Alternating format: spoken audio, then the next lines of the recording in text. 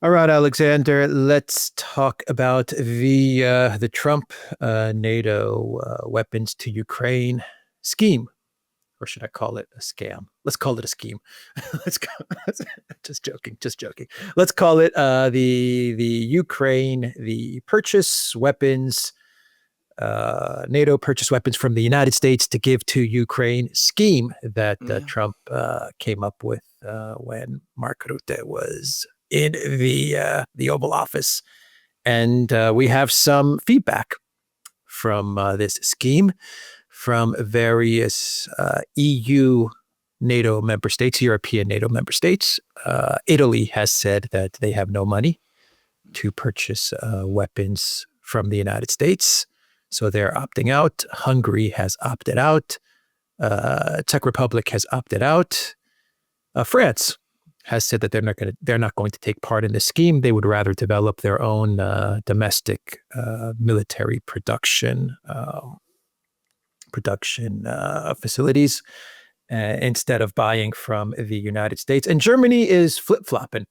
I think. I mean, Germany's gonna pay for all of this, and they're going to buy weapons. But we're getting reports, Alexander, that Patriots. Trump said that Patriots are on their way from Germany to Ukraine. Germany is saying we had no idea about these reports. We don't know what Trump is talking about, and even NATO members are actually now saying that they had no idea about this purchasing weapons from the United States on behalf of NATO going to Ukraine. They weren't even consulted about this from the Trump White House. So a lot of confusion and a lot of doubts about this scheme, which we said in a previous video was not even feasible. It was not possible because NATO is not in the business of purchasing weapons from the United States, another NATO member, and then sending those weapons to Ukraine. That's not even what NATO as an alliance does. So I've said a lot. Your thoughts about this scheme? I think you summed it all very well. Now, as a person who likes art, I'm sure you're familiar with the French pointillists, the painters. They did all those painters with little dots, and you look at it from a distance, and you have an image, and you go closer, and it all dissolves into the dots. Well, this is a case like that. It's dissolved. Seurat and all of those people. It's dissolving. It's dissolving into dots. I mean, none of this really adds up or makes any kind of sense. You gave a string of countries there. I would add Spain, because though I did the Spanish have yet made an announcement, I have no doubt at all that they're going to opt out of this. If Italy isn't participating and France isn't participating, inconceivable that Spain will join in. So that basically leaves two countries. I mean, you're right, we've got the small ones, Netherlands, Belgium, presumably, the Scandinavian states, the Baltic countries. But, they can only offer a certain amount of money. I mean, they can provide a certain amount of funding, but the big countries left are Germany, which, as you correctly say, is wobbling, and Britain. Now, Britain is in the middle of a massive budgetary crisis. There's serious concerns about the question of, what the bond markets might do in Britain before very long. The military here is in a terrible state. It's stripped itself of all its weapons. I can't imagine Britain at this particular point in time joining in this scheme in any way that is going to make a big difference. I mean, it's impossible to. It's going to stretch the British budget beyond breaking point. So that leaves Germany. And I think this is where we come back to what happened here, because from what I can tell, this whole thing originated, partly originated, mostly originated, or crystallized, if you like, in a series of discussions that took place between Trump, Zelensky, and Merz on the 4th of July. Trump had spoken to Putin on the 3rd of July. As we all know, that conversation didn't go well. So he then telephoned Zelensky and Merz. Merz said, we'll pay for Ukraine to acquire weapons in the United States. And Trump said, great, that's what we're going to do. That was how it developed over the course of the week.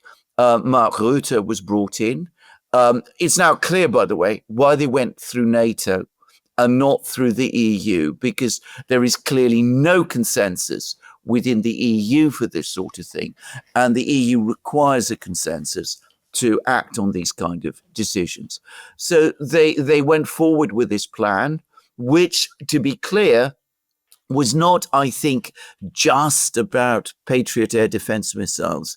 I still believe that long-range missiles were originally absolutely a part of it, JASSMs and Tomahawks and that kind of thing.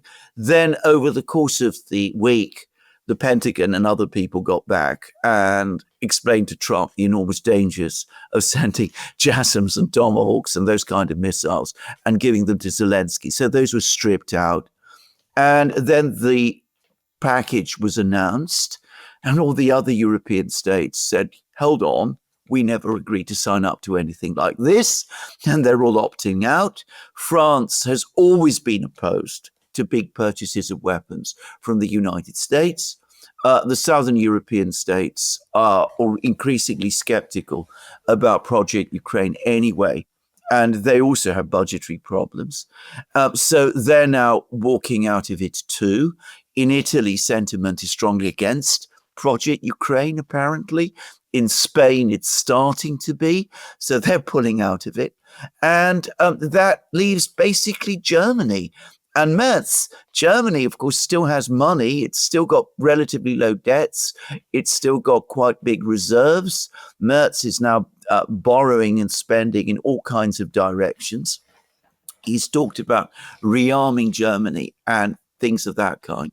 But as things are playing out, if this thing really does work, what's going to happen is that Germany is going to pay all the bills. Nobody else is. Britain can't. As I said, the other states won't. So it's going to ultimately come down to Germany with a bit of money chipped in by Scandinavia and the Netherlands and those sorts of places. The Baltic states aren't in a position to contribute very much. I get the sense that Poland isn't very interested.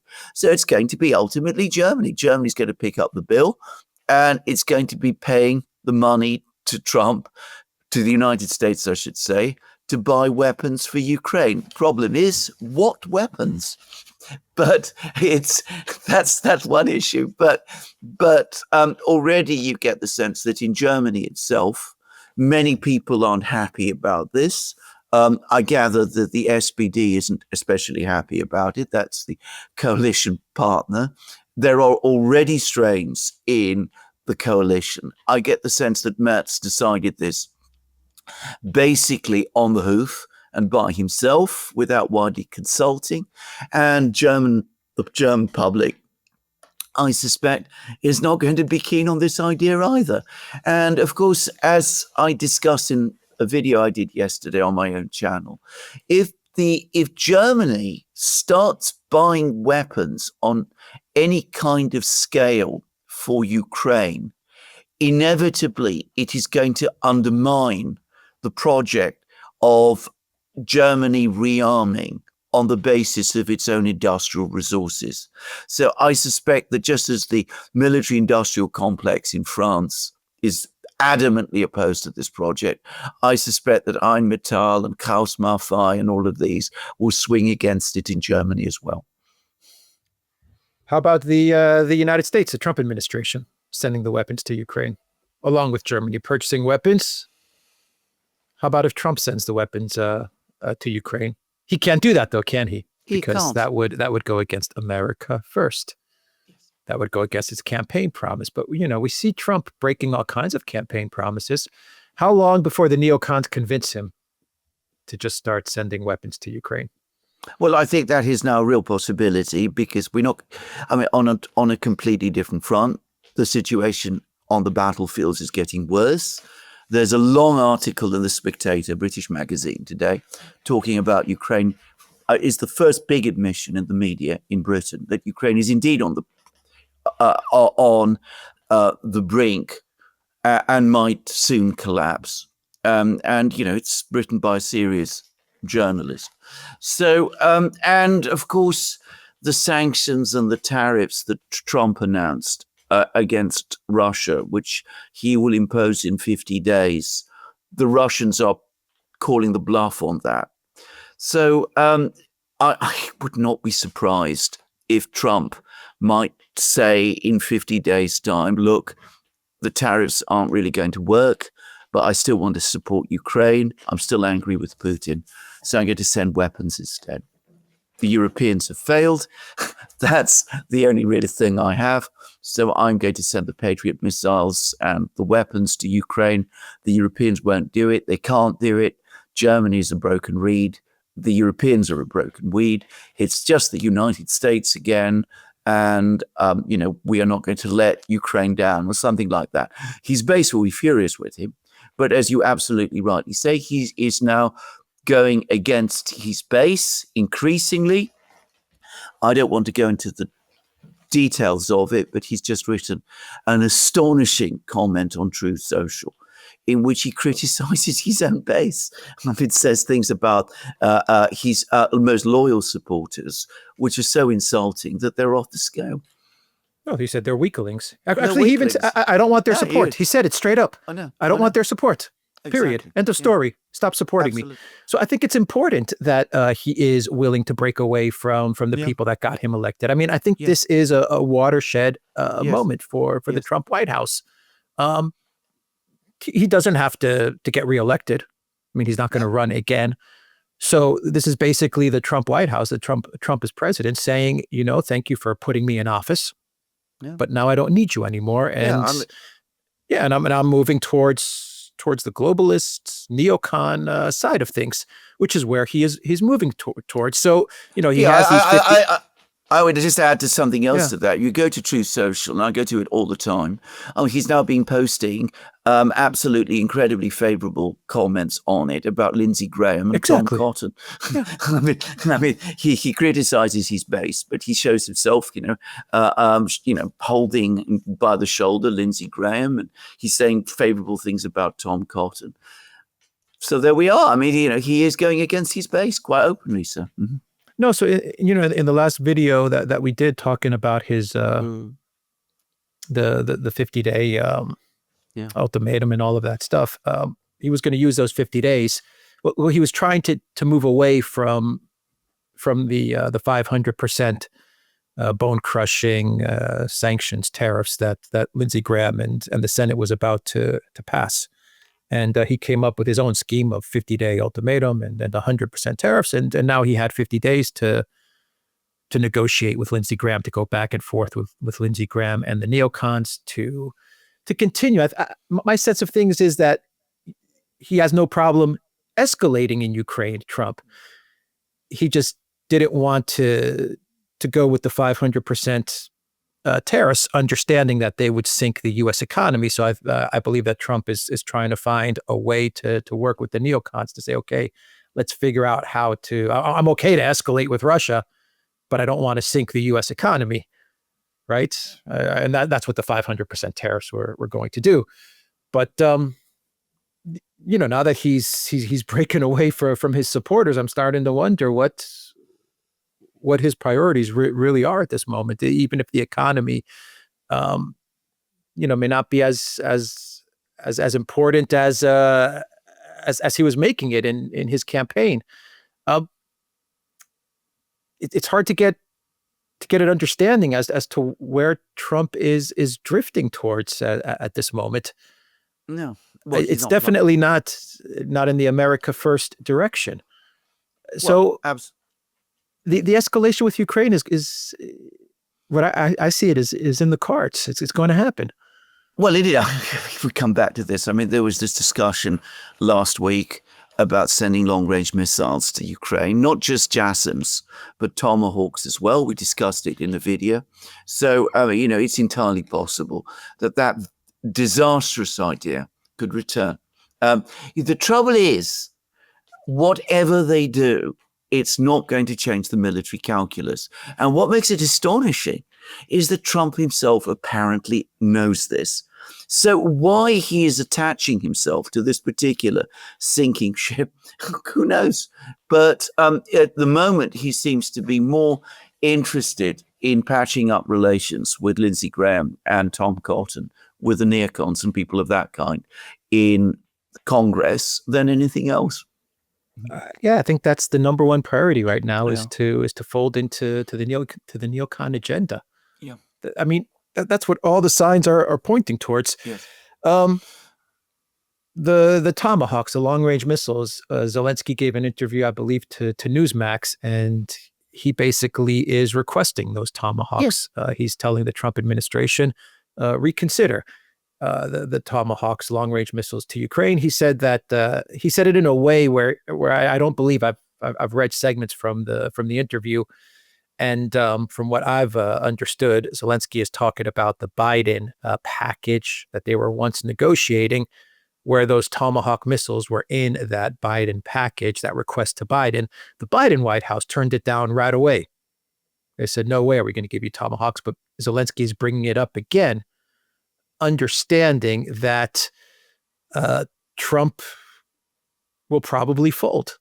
Maybe if he compliments Trump enough, and he has the pressure from Lindsey Graham, Trump will fold. Well, this is possible. It is possible. It is absolutely possible because, as I said, this idea of sending the Tomahawks ought to have been killed immediately, and instead it was allowed to fester for a whole week. And we got David Ignatius saying that it's been put on pause, but it's not been completely walked back. Trump has said that it has been walked back, and he's not going to do it. But then Trump says one thing one day, and there's the opposite the next. So one can't rely on it. And the trouble with these kind of ideas is that, bad as they invariably turn out to be, sending Patriot missiles to Ukraine has turned out to be a disastrous idea. I'm just pointing that out. It has not saved Ukraine. It has depleted America's vital arsenals of its air defense missiles. I mean, that was a disastrous idea. So what you do instead, you go from one bad idea to another even worse one. I mean, it seems astonishing that that's what they do. I understand the ATACMS inventory is now badly depleted as well. I mean, all weapons that the United States says it needs for all sorts of wars that it intends to fight. But Lindsey Graham and Tom Cotton are fixated on Russia. You could see this with the way Tom Cotton, with the way Lindsey Graham speaks.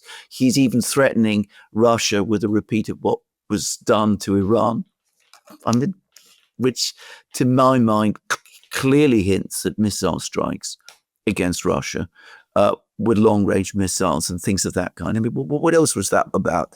That was a comment that Lindsey Graham made on X.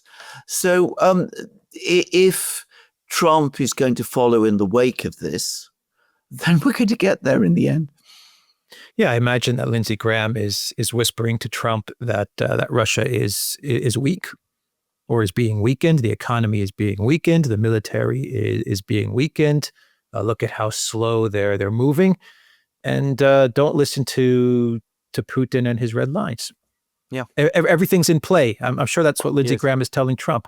Don't worry about long-range missile strikes into Russia. Russia's not going to do anything. They talk a lot, but they're not going to do anything. And you need to show peace through strength, Mr. President. Yeah. I imagine that's exactly what Lindsey Graham is telling Trump. Yes, but you see, the thing with Lindsey Graham and with people like that is that whatever happens, he will always find some kind of rationalization to argue his demands for further escalation. So let's say that the Russians do respond. He'll turn around and tell Trump, Mr. President, the Russians are acting in this aggressive way. We can't allow them to get away with it. We must escalate even more. So with Lindsey Graham and indeed with Tom Cotton, you will always get a demand for escalation. They will always come up with plausible arguments to support it. But that is the only thing they ever have and they ever say. Now, I say that I follow Lindsey Graham very closely for 10 years now.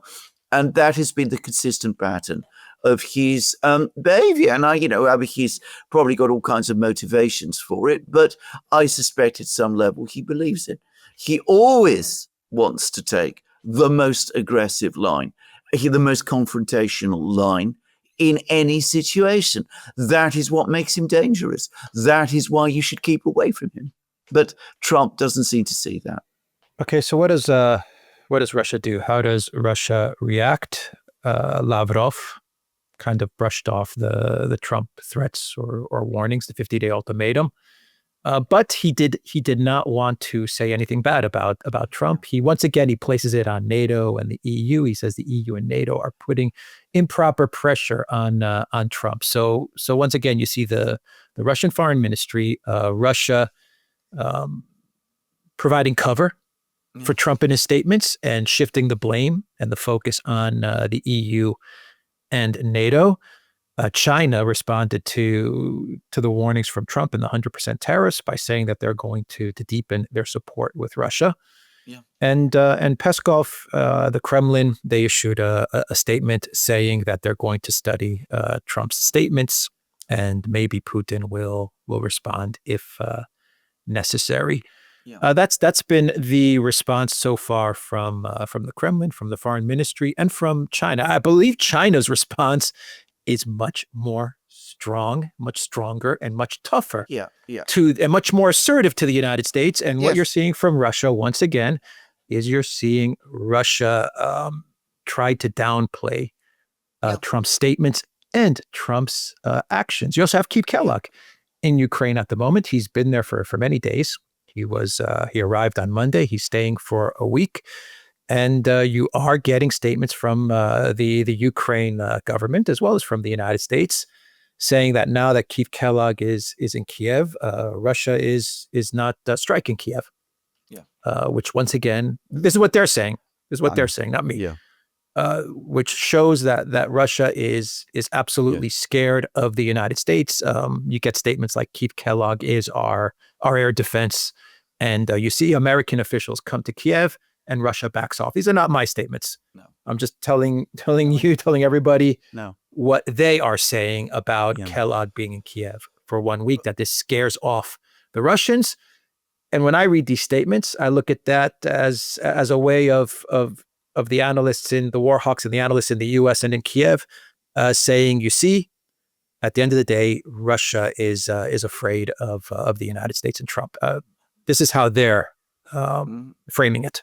Absolutely. And can I just say something else? I mean, Kirill Dmitriev, you didn't mention him, the head of the Russian Direct Investment Fund, who was the person who was talking a lot to Witkoff. He also has come out and said, that some people are trying to pull us away from a good reconciliation with each other. He also seemed to be going out of his way to be as conciliatory to Trump specifically as possible. Now, about the Kellogg missile drone strike thing, I don't place any weight on that at all. I mean, the Russians, my sense is that these military attacks, these strikes, are entirely conducted and chosen and picked by the military. And they do their timing, and I don't think there's anything more to say about that. But the point about the statements from Moscow being more conciliatory than the ones in Beijing, you're absolutely correct. And one gets the sense that at some level, somebody in Moscow, and I have to assume here it's Putin himself, still wants to cling to this idea that eventually Trump will come to his senses and some kind of a deal will be done, that it's too early to burn the bridges and that kind of thing. And let's hope that eventually there will be some kind of understanding with him. I should say two Russian officials have been much more forthright. One was Medvedev, who said, let's not waste any more time listening to what Trump says. He says one thing one day, something completely different the next. What we've got to do is simply forget all about Trump and focus on the special military operation. And he's also made more further strong statements subsequently. And the Russian Deputy Foreign Minister, Sergei Ryabkov, made a much stronger comment about this than Lavrov did. saying that, Russia doesn't take well to ultimatums and isn't going to be influenced by any of them. But there it is. I mean, what will the Russians do? They will continue with the special military operation. They're not going to agree to the kind of ceasefire or freeze that Trump is seeking. They're going to go on doing what they're doing, advancing steadily and methodically in Ukraine. They're confident that they can brush off the sanctions. There's a long article in Reuters that says that. There's a long article in the New York Times that says the same thing. They're very confident. They're very sure. They're not, as they will say to themselves, or at least as Putin is going to say to himself, going to overreact. And of course, you're absolutely correct. People will say that the neocons, Lindsey Graham, Tom Cotton, and the others will simply say, look, there's the proof. You can push the Russians around. Their red lines don't really mean anything. Escalation is what we must continue to do. I mean, that's the reality. That is what a lot of people say. That's what people say in Russia. But it's the policy, the line that Putin himself clings to. And I think by this point in time, we have to accept the fact that he's never going to change it. Let me repeat again, if we're talking about Lindsey Graham and Tom Cotton, I'm not talking about other people in the United States, but certainly Lindsey Graham, whatever line Russia takes, Lindsey Graham would demand escalation. I mean, that's the kind of person he is. I think Tom Cotton is the same. I think there are some other people who it would be the same as well. It's those people who are less hardline than that, or maybe less fanatical than that, who perhaps could be swung round and say, well, the Russians aren't responding, so let's just go ahead and send the Tomahawks and all of those things, and nothing will change. I mean, I would say, but by the way, that sending Tomahawks, quite apart from how incredibly dangerous that would be in itself, inherently. I mean, it would be a massive operation. It would take months to set up. I mean, it would not be something that could be done in a few weeks' time. And the Russians would certainly see it happen. Yeah, but so what if it takes months to set up? They'll do it. Yeah. I mean, I know, but even if it takes months to set up, they'll do it if they decide to do it. They've already decided to do it. I mean, we don't know. And I probably not. But I mean, the point I'm going to make is, I mean, it's not like ATACMS that you can send in surreptitiously. I mean, this is a completely different, much more elaborate, far bigger, more heavy weapon system. It would be something that the Russians would very, very quickly pick up and track and see. Yeah. We talk a lot about Graham, but I mean, his influence is obvious in U.S. foreign policy. Yes, that he's exerting a lot of influence on foreign policy in the United States, and he represents the neocon wing of things in D.C. So, does he have a point? Just like a final question, does he have a point in saying that the red lines don't matter? I mean, is there an understanding in the United States and even in Europe that, I mean, do they understand? They have a sense that Putin, above everything else, does want a deal with Trump, and maybe they're using that to their advantage. I mean, is there that sense, or that don't worry about what's happening on the front line? Don't worry about crossing red lines. We have an understanding that Putin wants a diplomatic deal, so let's use that in our favor. And I think it is. I mean, you just said it. It is clear that above everything else, Putin, for some reason, maybe he's correct as well. Maybe he knows. Obviously, he knows a lot of things that we don't know. Maybe he's decided that the best way for Project Ukraine is to get a deal with the United States above everything else. Maybe that's his ideal solution to Project Ukraine, and that's what he's aiming for. Perhaps this is being used by the collective West in order for them to further their escalation against Russia. Just a thought. I mean, I'm just throwing stuff out there as a final question. I just want to get your opinion on this. I don't think so.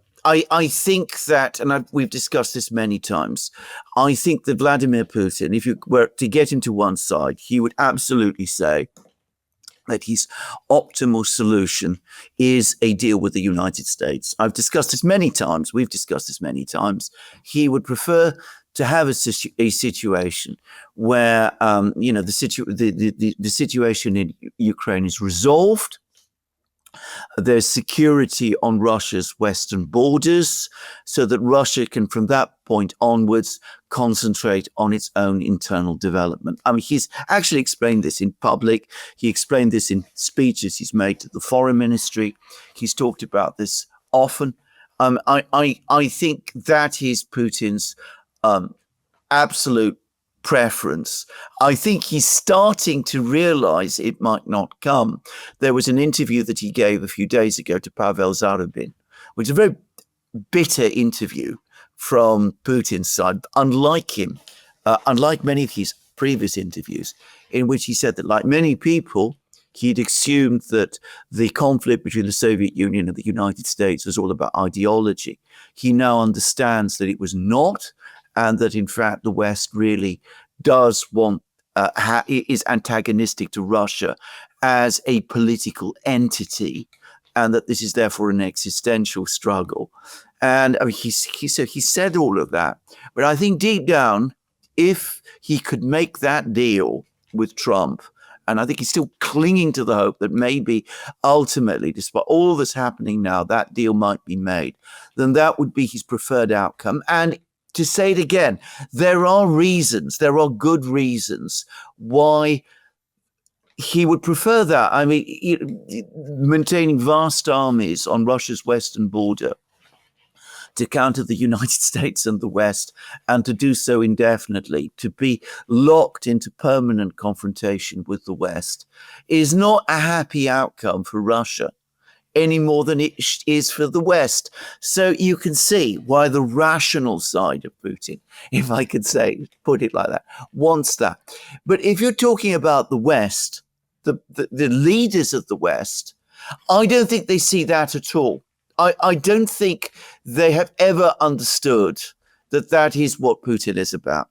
I think, on the contrary, they have, to a great extent now, internalized their view that Putin is indeed this aggressive, militaristic leader, and they interpret the methodical way in which he's gone about the war not as a sign of, Putin being restrained, being disciplined.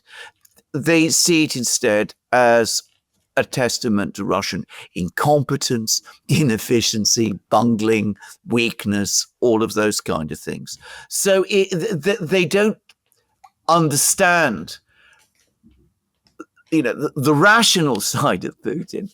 What they tend to do instead is they overestimate what they think is the weak, incompetent side of Russia instead. If you go to not just their, articles of the media, but the kind of material that's churning out of the think tanks, you see this all the time. Just a final question. Does Putin understand that they see things that way? I think he's coming to see it. But as I said, I think, like a lot of people, somebody who's invested the better part of 25 years to trying to develop some kind of relationship with the United States, it's because it is very, very difficult for him to simply say to himself, all that time, all that energy, all that hard work that I did for those 25 years has delivered nothing. The Zarubin interview suggests that he's gradually coming round to that understanding. But I think he still finds it difficult to completely accept that, Germany's gone the way that it has, that Trump really, and, the MAGA movement and all of those people aren't going to make a difference in the end. So, as I said, I think that he's still saying to himself, well, the war in Ukraine is now obviously visibly going my way. Everybody could see that. Even the West understands this. Isn't this the moment, perhaps, when finally reality is going to break through and they're going to see that the best thing for them to do is to come to terms with me. There was a very interesting article in Reuters, which is extremely unusual because it clearly and correctly discussed Putin's attitudes and views. So much so, in fact, that I think that it was deliberately leaked to Reuters by the Kremlin. Because what it said was that Putin is obviously not going to accept this ultimatum. He's confident of victory. He sees that things are indeed going his way in Ukraine. He's confident that Russia can ride out any sanctions storm. But that he's also very, very frustrated that the West doesn't seem to be able to understand what he's saying, that they're not seriously negotiating with him over his terms, and that he feels that he has to continue the war until they finally come round to doing so. And I think that actually describes pretty accurately, the kind of thinking that's going on inside, within Putin, on the part of Putin and his inner circle. So on the one hand, he's not prepared to make any concessions. And I think this is a thing always to bear in mind. He's never going to make any important concessions to the West that will compromise Russia's long-term security and its interests. But he still clings to the hope that eventually the West will come round to his way of thinking, or at least some people in the West will. That's interesting what you say about the Reuters article. In a way, it's Reuters saying and the Kremlin saying that Putin is going about this war. He's still going about this war in order to push the West towards a diplomatic solution instead of an outright military victory. Instead of a military solution, he's fighting the war to get the West to finally realize that it's in their best interest for a diplomatic solution to the conflict. While on the other side, the West has the attitude of escalating in order to push Putin. They say it all the time, in order to push Putin to the negotiating table to agree to their terms, to the ceasefire. Yeah, I know. That's what they say. Yeah. Of course, Putin would describe the outcome that we are attributing to him. And of course, we've never spoken to him, but I'm fairly confident that we got it correct. Putin would say that for Russia is a victory. It is the best possible victory. I mean, that is what not only what he is saying to himself, but what he's saying to the people around him, and what I suspect a lot of them think too. I mean, people like Dmitriev, for example, of the Russia Direct Investment Fund, I think that they really do believe that. So I think that he does see it as ultimately pushing towards a victory. But I mean, I did think the Reuters two viewpoints are at odds, though, aren't they? The two viewpoints are at complete diametric opposites to each other, because Putin thinks if he continues the war, eventually the West will come to terms. The West thinks that if they continue the war, Putin and the Russians will eventually come to terms. And both are wrong, at least in terms of what they want the outcome to be. My own personal view, and I think this is something that people like Medvedev, and because of course there are undoubtedly people in the Kremlin who are pushing back on all of this and are arguing against it all the time, and they're getting stronger and more vocal, Medvedev and people like him. They're going to simply say, look, forget about all of this. The negotiations are a complete waste of time. Trump is a complete waste of time. He says one thing one day, something completely different the next. Just get on and win the war. And once we've won, then if they want to come round and talk to us in the future, then maybe we can talk. But until that point is reached, just put all this to one side and forget about it and focus all your energies single-mindedly on winning the war. And that, I think, is probably increasingly a strong view within the Kremlin too. All right. We will end the video there, theduran.locals.com. We are on Rumble, Odyssey, BitChute, Telegram, Rockfin, and X. And go to the Duran Shop, pick up merch, free shipping everywhere. The link is in the description box down below. Take care.